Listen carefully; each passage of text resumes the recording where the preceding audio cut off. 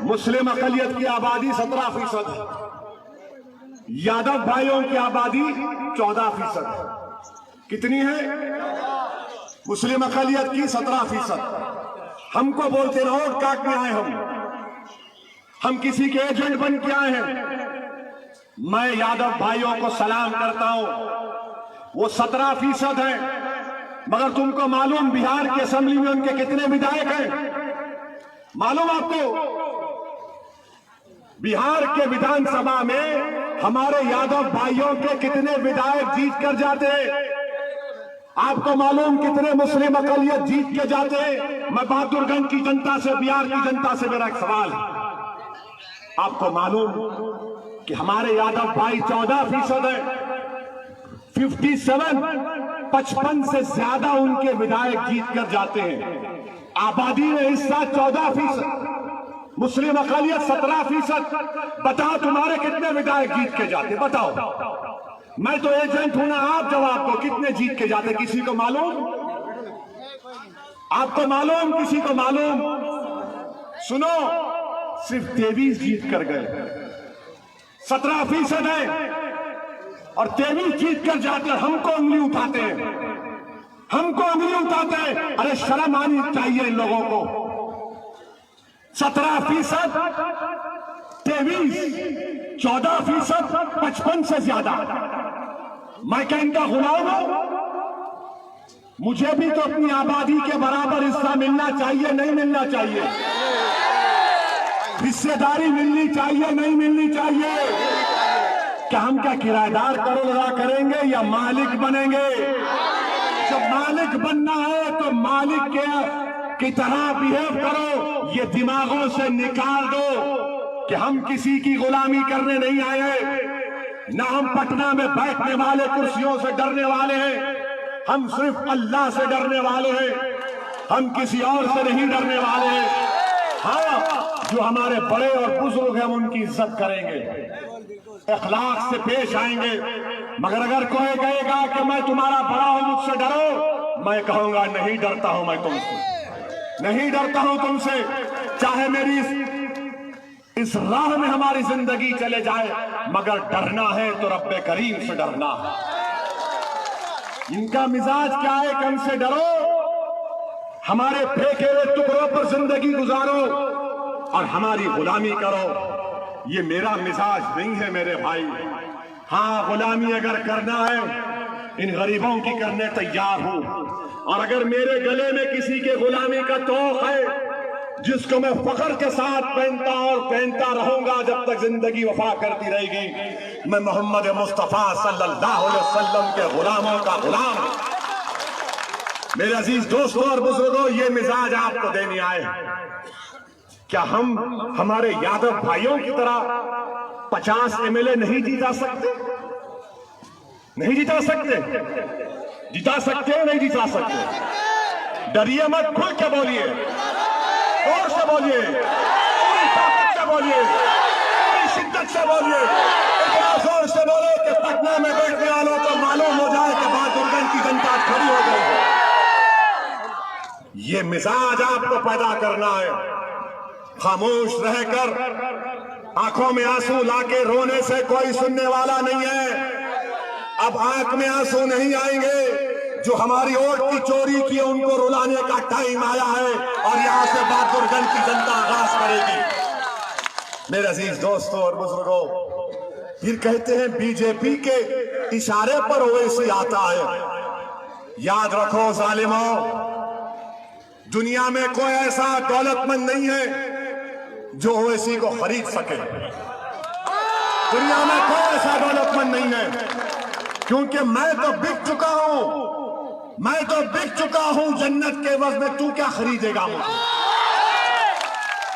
हाँ, जो बिकने तैयार है वो बिकते हैं जिन्होंने बहादुरगंज की जनता को गरीब बना दिया।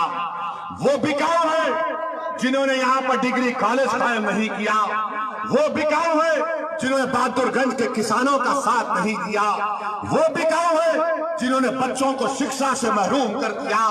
वो बिकते हैं जिन्होंने बहादुरगंज में अस्पताल का इंतजाम नहीं किया। अरे हम तो वो है कि अगर वक्त का फिरौन और नमरूद भी होगा तो हम अपनी सुन्नत को अदा करेंगे और मजलूमों की आवाज भरेंगे। आज हमसे कहते हैं मेरे अजीज दोस्तों और बुजुर्गों, यकीनन बीजेपी को हराएंगे इंशाअल्लाह ताला।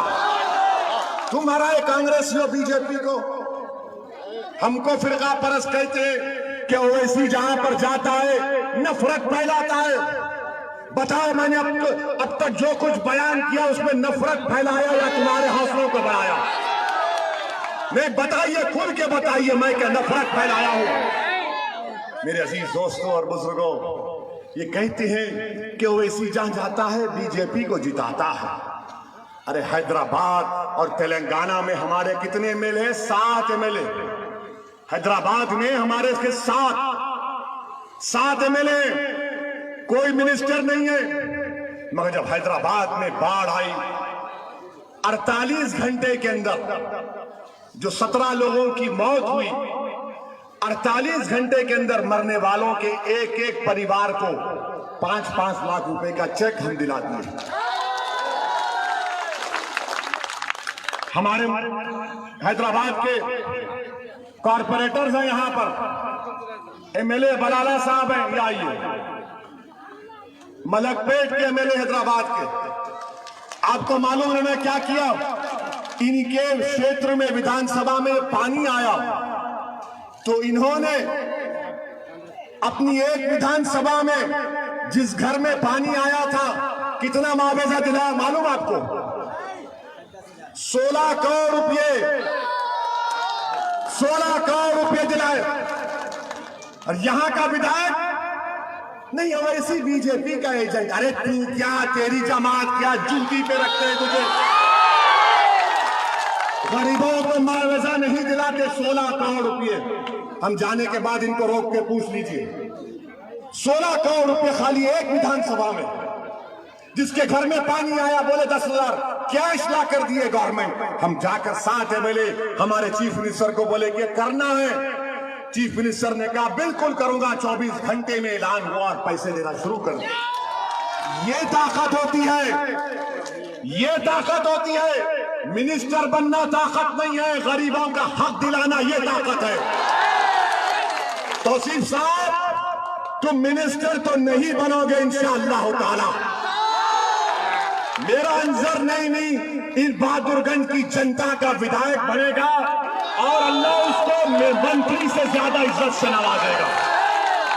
वो जब पटना को जाएगा तो पटना की विधानसभा में जो भी मुख्यमंत्री होगा उसकी आंख में आंख डालकर अपनी गर्दन को सीधा करके कहेगा कि सीमांचल जिंदाबाद, बहादुरगंज की जनता जिंदाबाद।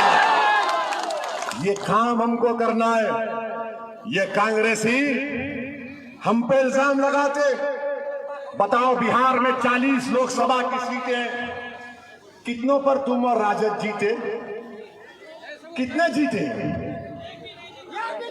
एक किशनगंज से जीता। वो भी क्यों जीता? हमारी वजह से।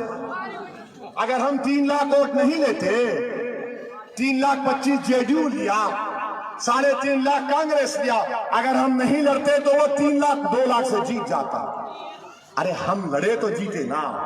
मगर अब विधानसभा का इलेक्शन है। अब आपको 7 तारीख के दिन अपना एक वोट अंजर नियामी के हक में देना है। जो लोग 20 साल से आपके वोट की चोरी कर रहे हैं, जो लोग 20 साल से हमारे बच्चों को शिक्षा से महरूम करके रख दिए, जो लोग 20 साल से हमारी मां और बहनों को अस्पताल से महरूम करके रख दिए, मैं बहादुरगंज की जनता से और सीमांचल की जनता से अपील कर रहा हूं कि 7 तारीख के दिन एक जख्मी शेर और शेरनियों की तरह पोलिंग बूथ को जाइए। ये लोग 20 साल तक हमारा शिकार करते रहे। जब शेर जख्मी हो जाता है तो बड़े से बड़ा शिकारी जंगल छोड़ के भाग जाता है। अब आप एक जख्मी शेर की तरह पोलिंग बूथ में जाना है और जहां पर पतंग छाप का निशान दिखेगा, ये सोच कर डालो, डर की बुनियाद पर नहीं, उम्मीद की बुनियाद पर, डर की बुनियाद पर नहीं, मोहब्बत की बुनियाद पर। और एक उम्मीद और मोहब्बत की बुनियाद पर पतन छाप पर बटन लगाइए। और मेरी मां और बहनों से अपील कर रहा हूं, बुजुर्गों से अपील कर रहा हूं कि आप अपना वोट नहीं डाल रहे हैं, सिर्फ आप अपनी औलाद के मुस्तकबिल का भी वोट डाल रहे हैं। मेरे बुजुर्गों, मेरी मां और बहनों, याद रखो, जब आप वोट डालने जाएंगे तो सिर्फ आपका वोट नहीं, ये मासूम बच्चों के मुस्तकबिल का वोट डाल रहे हैं आप, इन मासूम बच्चों को अच्छी राह दिखाने के लिए। इसलिए हम आपसे अपील कर रहे हैं कि 7 नवंबर के दिन आपको अपना एक वोट मजलिस के उम्मीदवार को कामयाब करना है। और आखिर में, क्योंकि जज्बाती गुफ्तगू हुई, थोड़ा टेम्परेचर कम कर देते हैं। लॉकडाउन में हमारे बच्चे किशनगंज में फंस गए तो हमारे प्रवासी मजदूरों ने फोन लगाया था तौसीफ साहब को, फोन लगाया था उनको। तो तौसीफ साहब के फोन से आवाज आई, आप जिस नंबर से संपर्क करना चाहते हैं वो इस समय उपलब्ध नहीं है। लगाया था ना फोन, लगाया था ना। तो तौसीफ साहब के फोन से, जो हमारा बच्चा प्रवासी मजदूर क्वारंटाइन में था, फोन आया तौसीफ साहब, तो फोन से आवाज आई, आप जिस नंबर से संपर्क करना चाहते हो उस समय उपलब्ध नहीं है। अब जब हमने हमारे शेर को खड़ा कर दिया, जब हम खुद आ गए आपके दरमियान में और आपका हमारा कनेक्शन बढ़ चुका है अल्हम्दुलिल्लाह, तो अब मजलिस की कामयाबी को यकीनी देखते हुए तौसीफ साहब आपको फोन लगा रहे हैं, आपको फोन लगा रहे हैं। तो आपके फोन से क्या आवाज जारी है मालूम आपको मालूम? आपके फोन से आवाज जारी है तौसीफ साहब को कि जिस व्यक्ति को आपने कॉल किया है वो अभी दूसरी लाइन पर ओवैसी के साथ व्यस्त है। तो ये काम आपको करना है, आपका हमारा कनेक्शन जिंदगी भर रहेगा इंशाअल्लाह ताला। दुनिया की कोई ताकत इस रिश्ते को नहीं तोड़ सकती, ना तोड़ेगी इंशाअल्लाह ताला। अस्सलाम वालेकुम व रहमतुल्लाहि व बरकातहू।